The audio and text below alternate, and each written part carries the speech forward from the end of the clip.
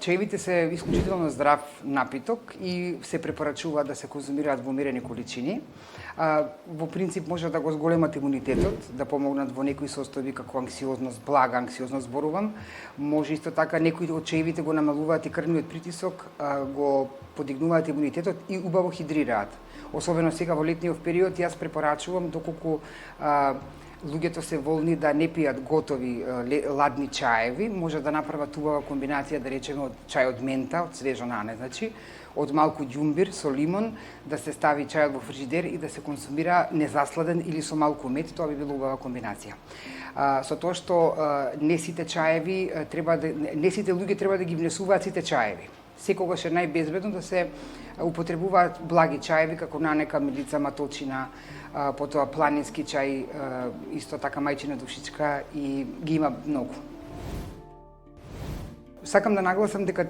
лекувањето секогаш треба да биде во консултација со лекар, со стручно лице и дека на своја рака да се зема чај како терапија не е препорачливо, бидејќи одредени, како што реков и пред малку, одредени состојби благи можат да се одредените гоби да се отстранат со некоја топла напивка од чај, така што има чаеви, односно реакција помеѓу лековите и чаевите, да речеме гинко биловата е убав чај кој што смирува, кој што ги подобрува когнитивните функции, како и го намалува крвниот притисок. Меѓутоа не би требало да се користи како терапија, единствена терапија за истиве состојби и доколку се комбинира, да речеме, со антикоагуланти или нестероидни инфламатори, може да дојде до појава на модринки и на крварење. Затоа мора да се консултира лекар и да се каже дека се зима одредена терапија, исто така и со антидепресивите, бидејќи го покачува нивото на